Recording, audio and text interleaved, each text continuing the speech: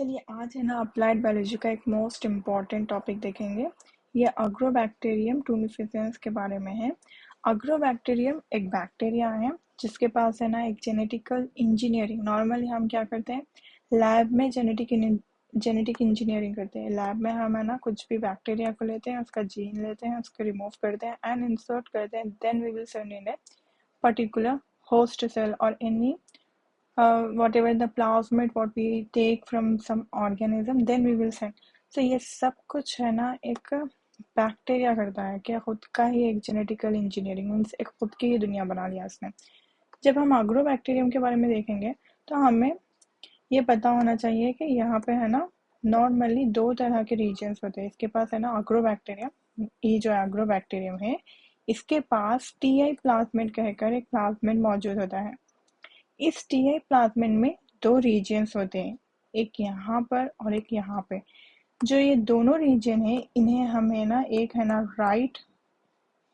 Right border कहते हैं and इधर के रीजन को हम है ना लेफ्ट बॉर्डर कहते हैं। ठीक है, अब जब हम इन दोनों के दरमियान यहाँ से मतलब लेफ्ट एंड राइट बॉर्डर के जितना भी ये पार्ट है ये सबका सब है ना एक बैक्टीरिया से दूसरे प्लांट में इंसर्ट किया जाएगा। जब हम ये होल टीआई प्लाज्मिड देखते हैं, ये जो कम्प्लीटली पर्पलिश कलर में है ये सारा का सारा ये है ना नॉर्मली टीआई प्लाज्मिड कहलाएगा।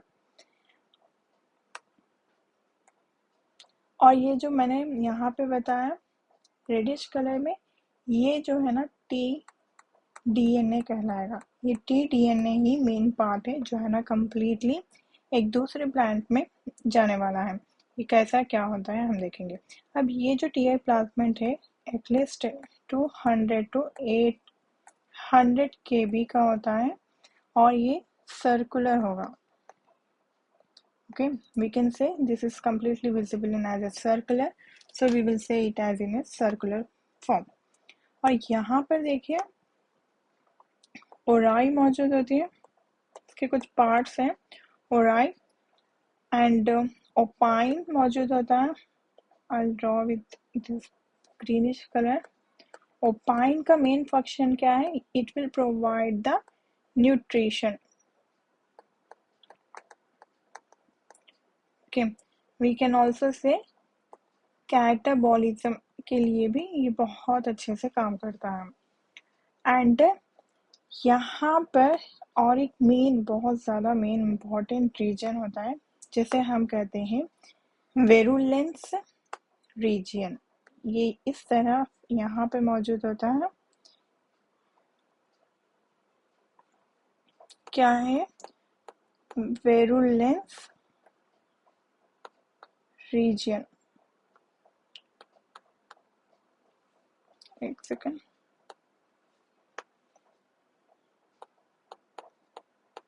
वेरुलेंस रीजन।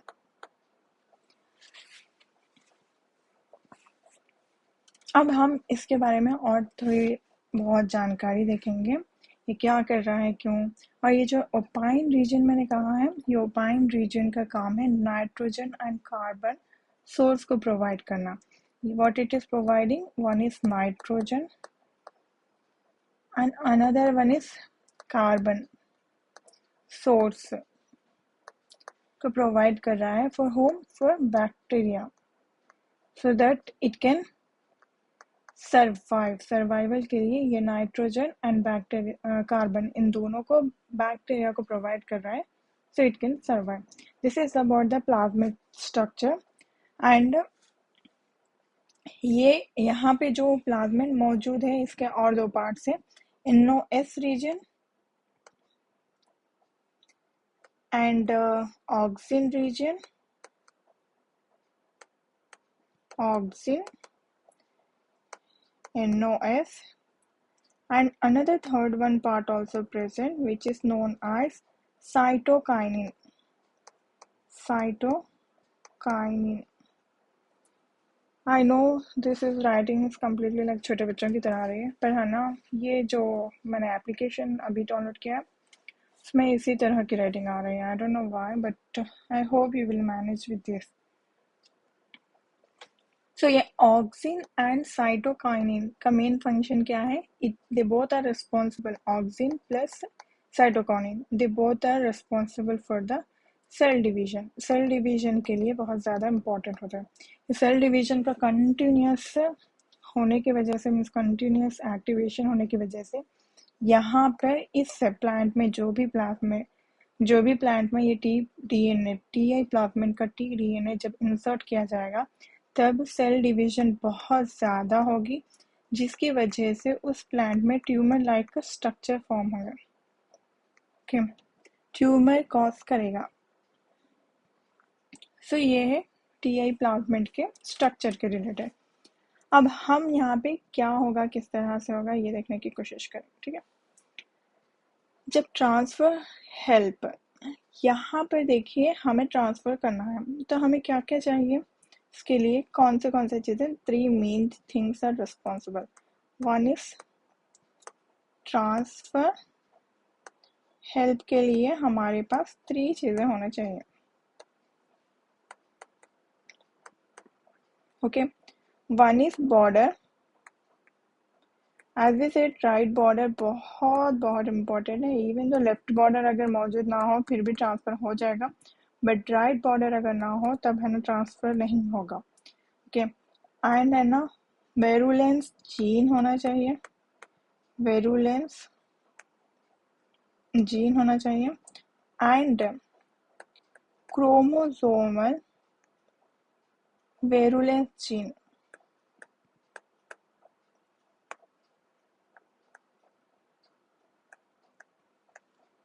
ये तीनों होना चाहिए। लोकेशन ऑफ क्रोमोसोम, क्रोमोसोम का एक लोकेशन होता है जिसके बारे में, ये बॉर्डर तो हमने देख लिया है। अब हम मेन चीज के बारे में देखेंगे, वो है virulence virulence gene. Okay, virulence gene के पास है ना बहुत सारे होते हैं इन जीन में। Okay, A gene, B, C, D, E, F, G and H. इस तरह से यहाँ पर 1 2 3 4 5 6 7 एंड 8 जीन्स है ना प्रेजेंट होते हैं।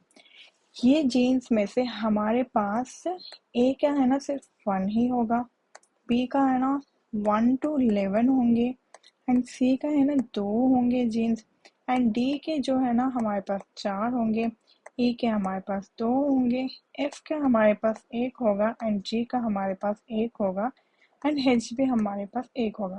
Means we can say all are 1 left over, बस इन्हें छोड़ के। ये है ना 1 to 11, ये है ना 2, ये 4, ये 2। इस तरह से वेरुलेंस जीन्स है ना प्रेजेंट होंगे। आई हाईलाइटेड यू। इस तरह से यही कुछ है ना दो। You can remember like this also. First one is 1, second one is 1 to 11। ये तो यूनिक है, आप आसानी से याद कर लेंगे। Second third one is 2 and 4 2। Okay, यहाँ पर दो, यहाँ पर दो, बीच में 4, इस तरह से कुछ इस तरह से याद करें।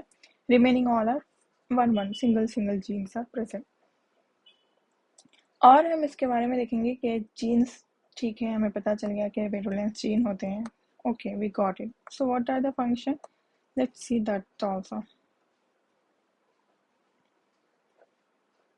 ओके, अब हम यहाँ पे वेरुलेंस जीन क्या, किस तरह क्या होगा सब देखेंगे। हमें पता है प्लांट के अंदर होगा ये reset, right. So let me draw plant. Okay, इस प्लांट में अगर कोई भी वॉन्ड आ गया, कोई भी माल लगा, मीन्स कुछ भी इस तरह का अपीयरेंस हो गया, तब क्या होगा, प्लांट है ना कुछ रिलीज करेगा। जो रिलीज करेगा हम इसे बोलेंगे फिनोलिक्स। फिनोलिक्स नाम का एक केमिकल रिलीज करेगा। अब ये जो फिनोलिक केमिकल है, इसके पास एक एबिलिटी होती है, we know that the transportation is will definitely आपका ज़मीन में प्लांट के फ्रूट्स मौजूद होते हैं, ये है ना फिनोलिक को रिलीज करेंगे। फिनोलिक रिलीज होगा तो वो वहीं नहीं रहेगा, वो कहीं ना कहीं ट्रैवल करेगा, यहाँ से यहाँ मूव करेगा। तो ये यहाँ से सीधा है ना बैक्टीरिया के पास जाएगा। बैक्टीरिया के पास जाने के बाद ये क्या करेगा, यहाँ पर है ना हमारे बैक्टीरिया के पास इस तरह से इसका प्लाज्मा मेम्ब्रेन है, ठीक है। इस प्लाज्मा मेम्ब्रेन के पास इस तरह से वेरुलेंस ए नाम का जीन एक्टिव होके अपने आप को बना लेके रखेगा। तो वेरुलेंस ए है ना बना हुआ पड़ा रहेगा जो प्लाज्मा मेम्ब्रेन के ऊपर है, ठीक है। ये है बैक्टीरिया के प्लाज्मा मेम्ब्रेन, ओके। इसके ऊपर वेरुलेंस ए नाम का ऑलरेडी प्रेजेंट है। अब ये बैक्टीरिया के पास आने के बाद ये फिनोलिक जो है ना कि यहाँ से यहाँ पर आके इस तरह से वेरुलेंस ए के साथ अटैच हो जाएगा। वेरुलेंस ए के साथ अटैच होने के बाद यहाँ पे वेरुलेंस ए के पास एक एबिलिटी होती है जो है ना हिस्टडीन ऑटो फॉस्फोराइलेशन करेगी, ओके। हिस्टडीन यहाँ पे मौजूद होगा, हिस्टडीन यहाँ पर एक, हिस्टडीन यहाँ पर एक मौजूद होगा।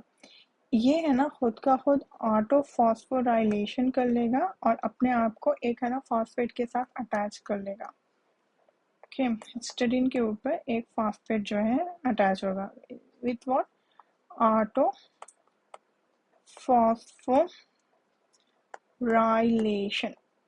मतलब अपने आप को ही फॉस्फोराइलेट करना, अपने आप को ही सिंपैथी दे लेना, अपने आप को ही मोटिवेट कर लेना टाइप का ना होगा।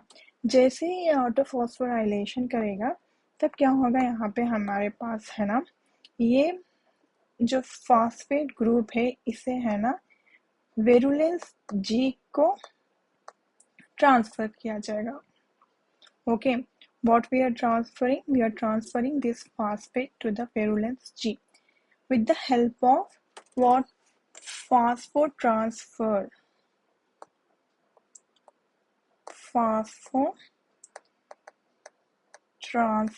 के थ्रू हम है ना वेरुलेंस जी को बोलेंगे चल जा तू अपने पास रख ले फॉस्फेट कह के, और इसके कौन से पार्ट पे, एस्पर्टेट पे है ना हम क्या करेंगे फॉस्फेट को अटैच कर देंगे। अब जैसे ही ये इसके पास है ना फॉस्फेट आ गया एस्पर्टेट के पास, तो ये ऐसे ही तो नहीं बैठेगा कि बोलेगा हम क्यों ऐसे खाली बैठेंगे। तो बैक्टीरिया था, बैक्टीरिया के पास है ना वेरुलेंस जी ए था, एक से है ना ए ने खुद का ऑटो फॉस्फोराइलेशन कर लिया, फिर फॉस्फो ट्रांसफरेस आकर है ना वेरुलेंस जी को एक्टिवेट किया। अब ये जो वेरुलेंस जी है ये क्या करेगा, आगे इस एक्टिविटी को पहुंचाने में काम करेगा। कैसे क्या देखेंगे। अब ये क्या करेगा, रिमेनिंग जो वेरुलेंस है उन लोगों के पास जाएगा, कि यहाँ पे हमारे पास है ना टीआई प्लाज्मिड है, इस टीआई प्लाज्मिड के पास हमने कहा था कि हमारे यहाँ पे इस हिस्से में है ना वेरुलेंस जीन है, ओके। इस रिमेनिंग वेरुलेंस जीन को है ना ये यहाँ पर जाके एक्टिवेट करेगा। Who is activating? It is activating by virulence G, okay. अब यहाँ पे वेरुलेंस जी आएगा और इन सारे वेरुलेंस को एक्टिवेट करेगा। तब हमारे पास है ना सारे के सारे वेरुलेंस जो है एक्टिव हो जाएंगे। इसके एस्पर्टेट पे फॉस्फेट है, ये आकर यहाँ पे एक्टिवेशन का काम करेगा, ठीक है। आपको यहाँ तक समझ आया, होप के आपको समझ आया। There will be no doubt at all till here. Later what will happen, I'll show in with another diagram so that you can understand। यहाँ पर तक तो आपको समझ में आ गया, यहाँ तक एक्टिवेशन का जो गेम था वो हुआ, ओके। अब हम है ना प्लाज्मिड बैक्टीरिया के इनसाइड का ही देखेंगे बट इन अनदर डायग्राम।